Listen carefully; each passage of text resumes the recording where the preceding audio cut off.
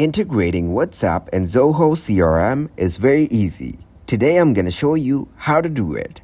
First, open your web browser and search for Zoho CRM. Now tap on the top-rated sales CRM software.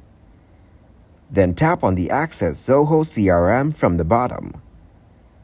Now go to the settings. Here, tap on the business messaging. After that, tap on the details to integrate WhatsApp.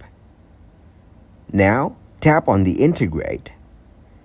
Make sure you meet the following criteria to successfully integrate your WhatsApp with Zoho CRM.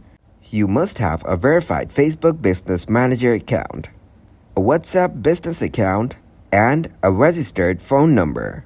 After reading the instructions, agree with the given terms and conditions. Then, tap on the Enable button given at the bottom.